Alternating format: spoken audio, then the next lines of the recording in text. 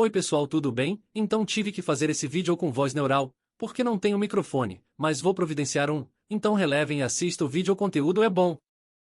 Quando comecei a assistir The Boys, eu via Homelander como um monstro com superpoderes. No entanto, à medida que a história avançava, percebi que ele era muito mais complexo do que isso. Sim, Homelander é uma pessoa terrível, um psicopata narcisista que causou a morte de um avião cheio de pessoas, forçou uma jovem a se suicidar e foi responsável por inúmeras outras mortes. E, enquanto fazia tudo isso, ele de alguma forma conseguiu enganar todos a pensar que era um herói. Mas por trás de tudo isso, ele também é um homem solitário e patético que nunca conheceu o amor. Ele é literalmente um rato de laboratório criado para ser uma arma de violência, e isso torna mais do que apenas um monstro, o torna um personagem com o qual você pode sentir empatia, até mesmo pena. Não me entenda mal, sentir empatia por Homelander não significa justificar suas ações, está longe disso. Mas vê-lo pelo que ele é e entender como ele se tornou um monstro tão aterrorizante pode nos ajudar a entender o que The Boys realmente está tentando nos dizer e até nos dar insights sobre aqueles líderes patológicos da vida real que manipulam narrativas para se fazerem parecer heróis. Vamos falar sobre Homelander. À primeira vista, Homelander parece o clássico super-herói americano,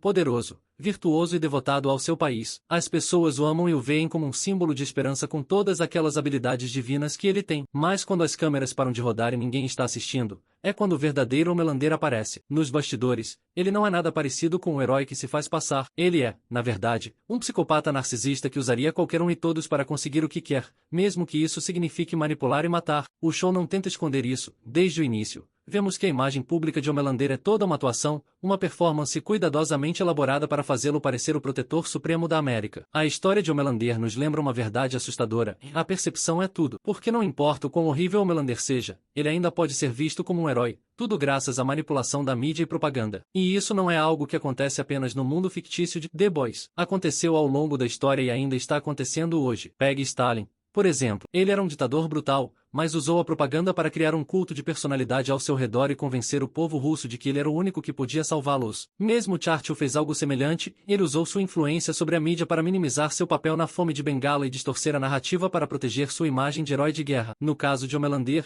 podemos ver isso mais claramente depois que ele deixou um avião cheio de pessoas inocentes morrer. Assim como esses líderes da vida real, ele imediatamente usou a mídia para encobrir e criar uma nova história. Ele já havia se construído como um herói altruísta por meio de uma enorme campanha de relações públicas, então não foi difícil para ele torcer a narrativa. Ele apareceu no local do acidente, lágrimas falsas escorrendo pelo rosto. Foi como uma performance digna de um Oscar. Seu discurso inteiro foi sobre como ele estava devastado, mas ele também culpou o Congresso por não permitir super-heróis no exército, insinuando que, se tivessem permitido, ele poderia ter salvado aquelas pessoas. E honestamente, foi um movimento brilhante, doentio, mas brilhante, porque, ao fazer isso, ele não apenas salvou sua própria reputação, mas também promoveu sua própria agenda. Mas Homelander não estava apenas manipulando as pessoas para seus próprios interesses, ele também estava protegendo a Vogue, a empresa que basicamente criou o monstro que ele é hoje. E acho que seu relacionamento complexo com a Vogue é o que torna o personagem de Homelander tão cativante, porque além de sua imagem pública e da realidade aterrorizante por trás dela, há outra camada em Homelander que o torna tão relacionável, tão real, em uma parte quebrada dele que foi criada pela Vogue. Nas temporadas posteriores de The Boys, descobrimos que Homelander era literalmente o rato de laboratório da Vogue, criado em um ambiente frio e estéril, sem amor e uma infância normal. Sua vida inteira foi uma série de experimentos onde ele foi explorado e emocionalmente abusado. Mesmo que ele tenha recebido alguns sorrisos e aprovação através da janela de seu laboratório, ele nunca teve o amor incondicional que toda criança precisa. Qualquer vínculo que ele formasse com seus criadores era distorcido e condicional, baseado apenas em seu desempenho nos testes. O próprio Homelander admite que muitas vezes se sentia sozinho e com medo enquanto aprendia a controlar suas habilidades desumanas e comparava isso a afogar-se. Portanto, Homelander nem sempre foi aquele monstro frio e sem coração, ele já foi apenas uma criança, muitas vezes sobrecarregada pelo medo, insegurança e desesperança. Mas ninguém lhe ensinou como lidar com isso, ele teve que descobrir tudo sozinho. Se você pensar sobre isso, esse tipo de padrão é na verdade bastante comum com muitos líderes poderosos e ditadores na história. Mais uma vez, pegue Stalin como exemplo. Sua infância foi um pesadelo, seu pai era um bêbado que o espancava constantemente e ele nunca sentiu amor, nem mesmo de sua própria mãe. E Hitler? Ele não era diferente, seu pai era um homem autoritário e abusivo, enquanto sua mãe tendia a se submeter, claro, Ter esses antecedentes não desculpa suas ações horríveis, mas na verdade nos mostra que monstros não nascem, são feitos. Isso também não significa que todos que tiveram uma infância difícil se tornarão ditadores psicopatas obcecados por poder, mas sejamos realistas, e muitas vezes vemos que essas personalidades problemáticas e obcecadas por poder se desenvolvem em pessoas que passaram por algum trauma sério e dificuldades em suas infâncias. Trai personalidades patológicas porque pessoas como o Melander ou outros líderes da vida real buscam o poder para preencher o vazio criado por seus traumas de infância. Eles estão extremamente convencidos de sua própria importância porque, se não acreditassem nisso, seriam basicamente consumidos por seus próprios traumas. Mas não é suficiente para eles apenas acreditarem nisso. Para confirmar isso, eles precisam de constante admiração e aprovação dos outros, e é aí que o poder entra. Dá-lhes a oportunidade de atrair constantemente a admiração que procuram. Mas, ironicamente, essa busca insaciável é sua maior fraqueza. No caso de o Melander, é a coisa mais assustadora que a Vogue já fez com ele. A Vogue intencionalmente ferrou o Melander desde o primeiro dia. Esses traumas e a falta de amor faziam parte do plano deles. Eles praticamente o criaram para ser um homem criança imaturo e emocionalmente atrofiado,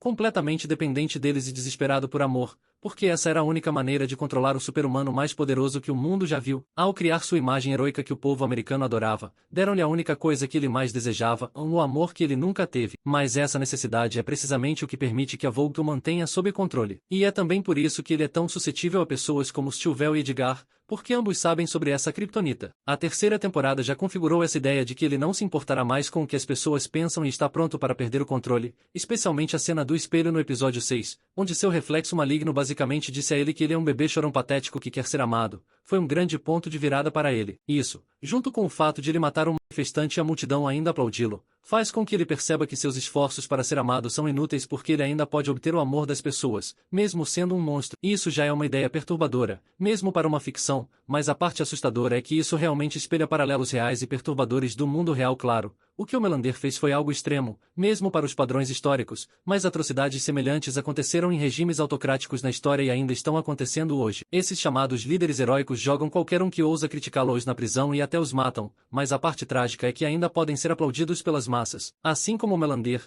eles agem horrivelmente, mas se apresentam como esses heróis altruístas. Eles exploram seu poder sobre a mídia para manipular o público, polarizar a sociedade e criar inimigos imaginários, e até afirmam que só eles podem salvar o povo. Mas, infelizmente, muitos caem nessa. Então, no final, as pessoas começam a vê-los como símbolos de verdade e justiça, acreditando que suas ações são para o bem maior. E os trailers da quarta temporada de The Boys já mostraram que a história está realmente indo para esse ponto, especialmente a reação de Homelander ao ser aceito por quem ele realmente é. E até o sorriso sutil de seu filho Ryan diante da violência foi horrível, mas o que é ainda mais horrível é que há muito mais pessoas prontas para torcer por eles do que podemos perceber. E se não prestarmos atenção ao que está acontecendo ao nosso redor, essa ficção pode se tornar nossa realidade. Pessoas como Melander podem ter seus próprios motivos para alcançar o poder, mas aqueles que pavimentam o caminho para que eles o tenham são, na verdade, as grandes massas que estão abertas à manipulação. E então, nós. Mas por que somos tão suscetíveis à manipulação? Sei que essa é uma pergunta difícil e não há uma resposta fácil. Por enquanto, a melhor coisa que podemos fazer é sermos céticos. Sim,